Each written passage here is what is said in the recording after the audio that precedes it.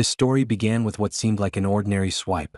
At the time, Whitney was just a sales executive at a dating app company, but no one expected that a simple left and right swipe feature would completely change the way young people around the world approach dating.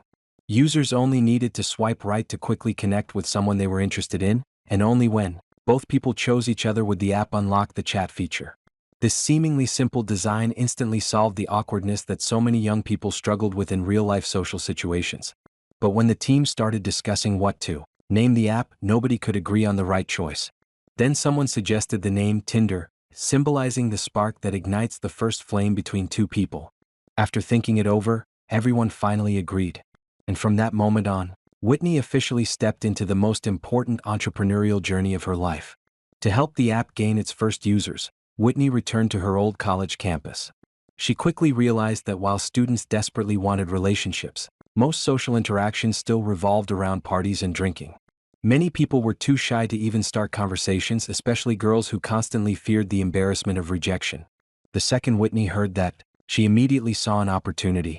She explained that on Tinder, users could only message each other after matching, meaning nobody would have to suffer through one-sided rejection anymore.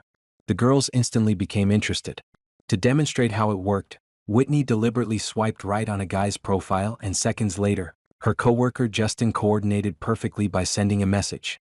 Seeing that interaction finally made the girls curious enough to try it themselves. The problem was that since the app had just launched, most of the profiles were still company employees, with barely any real users on the platform. So while calming the girls down, Whitney sprinted across campus recruiting athletes to sign up.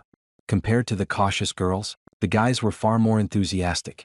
All Whitney had to say was, "Want to meet the most popular girls on campus?" And suddenly everyone was pulling out their phones. Before long, more and more students joined, while the girls started discovering newly registered campus heartthrobs on the app. The entire campus exploded with excitement overnight. From that point on, Whitney practically traveled to every college in the city. She promoted the app like it was her own child. Thanks to her relentless marketing, Tinder's user base started skyrocketing, quickly surpassing 20,000 users. More importantly, people had started spreading the app naturally through word of mouth.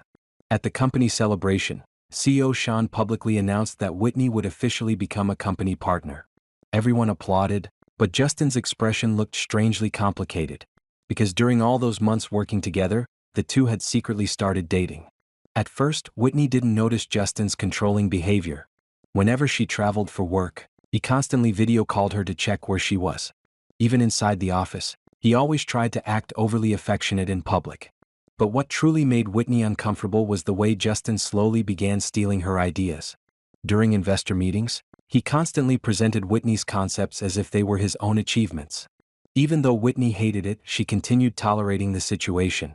Until the annual Software Awards ceremony, where Justin directly told her not to go on stage. Watching three male founders stand under the spotlight without her, Whitney experienced the feeling of being erased for the very first time. As Tinder's user base continued growing, new problems slowly began surfacing. More and more male users started sending explicit and inappropriate photos. Beth, the employee responsible for moderation, spent every day endlessly deleting harmful content. Eventually, the female employees finally approached Whitney, hoping the company would take action.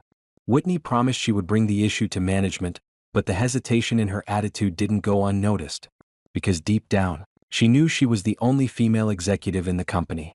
If she pushed too aggressively, she risked losing her place among leadership. But when she finally raised the issue during a meeting, both Sean and Justin completely brushed it off. Justin even argued that controversy like this actually increased the app's popularity. Hearing him say that completely shattered Whitney's trust in him. And from that moment on, their relationship finally began falling apart. Whitney decided to end things. But Justin refused to let go.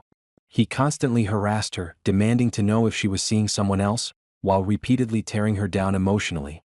Whitney originally believed they could at least maintain a professional relationship. But soon Justin started sending endless abusive text messages. The harassment became so severe that it affected her ability to work. Even worse, the company quietly started excluding her from important decisions. Then during a job interview one day, Whitney suddenly realized her name had disappeared from company documents entirely. Her co-founder title was simply gone. Whitney immediately broke down. She stormed to Sean's house demanding answers. After hearing what happened, Sean assured her he would speak to Justin personally, which temporarily calmed her down. But shortly afterward, Tinder surpassed 1 million users. The entire company celebrated wildly. During that celebration, Whitney met Andre, the founder of the European dating platform Badoo. Andre was deeply impressed by Whitney's abilities and even tried recruiting her with a lucrative offer. But Whitney refused because at the time, she still viewed Tinder as her entire life. Yet after the dinner ended, Justin completely lost control again. He secretly followed Whitney into the restroom and aggressively demanded to know who she had been talking to. He even threatened that if she damaged his ego, he could have her fired from the company. That was the moment Whitney truly saw who he really was. But what hurt even more was realizing the company leadership had clearly chosen Justin's side. During future meetings, Whitney became increasingly isolated. Justin even started spreading rumors about her throughout the office. Finally unable to endure it any longer, Whitney approached Sean once again. But to her shock, her complaints about the company somehow became Sean's excuse to fire her. Sean demanded Whitney submit a resignation email voluntarily and strongly implied she should stay silent afterward. That was when Whitney realized the company had fully aligned itself with Justin. The day she left the office, she could barely breathe. Lawyers constantly pressured her into signing a confidentiality agreement. As long as she stayed silent about Justin's harassment, the company would offer compensation. Under enormous pressure, Whitney eventually signed. But she never expected details about the settlement to leak publicly anyway. Suddenly, rumors exploded everywhere. People began painting Whitney as an unstable employee who couldn't control her emotions. She gradually became trapped inside a storm of public criticism. Even in real life, strangers started whispering about her. Night after night, Whitney sat alone scrolling through hateful comments online. She felt completely trapped. Until one day, a new idea suddenly formed in her mind. If she truly wanted to change things, she needed to build a dating platform that genuinely protected women. Right then, Andre contacted her again, offering to help her start over. The two met soon afterward. Andre remained charming and respectful, and for the first time, Whitney openly explained the vision she had been carrying inside her. She believed modern online dating had become filled with harassment, toxic behavior, and constant disrespect toward women. She wanted to create something entirely different. A platform genuinely designed from a woman's perspective. The moment Andre heard her idea, he immediately supported it, even promising Whitney complete control over the company. Whitney soon reunited with several former co-workers. She personally apologized to a black female colleague, admitting that in the past, she had ignored many important issues. The two finally reconciled. Soon after, they also convinced Beth to join the new team. Inside an old house in Austin, a brand new project was born. Together, they decided the platform would strictly punish harassment. Any user who violated the rules even once would be permanently banned. One night, while discussing ideas at a bar, Beth suddenly suggested the name Bumble. Bee symbolized a hive, and within every hive, the queen bee stands at the center. The name represented female leadership, safety, and inclusiveness all at once. Whitney instantly fell in love with the idea. Meanwhile, a young cowboy sitting nearby kept secretly glancing at Whitney, which naturally sparked a conversation about who should make the first move in dating. Unexpectedly, that discussion inspired another revolutionary feature. On Bumble, when heterosexual users matched, women would always send the first message. That one design completely flipped traditional dating dynamics upside down.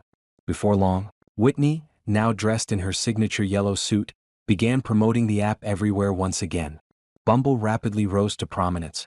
By 2018, it had become powerful enough to directly compete with Tinder. But just as the company reached its peak, Andre's Badoo company suddenly became engulfed in scandal. Reports surfaced accusing the company of discrimination, while Andre himself became the target of public criticism. Everyone waited to see how Whitney would respond. The PR team wanted her to publicly support Andre, but her black female colleague insisted they needed to distance themselves immediately. In the end, Whitney decided to meet Andre face to face. Andre admitted there were internal problems inside the company, but he insisted he personally wasn't involved. He repeatedly emphasized that he had always respected Whitney. But by then, Whitney finally understood that Andre was still ultimately a businessman. And when profit becomes involved, compromises inevitably follow. Soon afterward, the media conference officially began. Whitney originally planned to introduce Bumble's newest features. But standing before countless reporters, she suddenly changed her mind. Publicly, she declared that anyone who tolerated toxic workplace behavior should be held accountable. Staying silent in the face of wrongdoing was itself a form of approval. She refused to support any harmful workplace culture. The room instantly fell silent. And for the first time in a long while, Whitney finally felt free. Although her speech caused Badu's stock price to crash, she didn't regret it, because she had finally chosen to stand beside what she truly believed.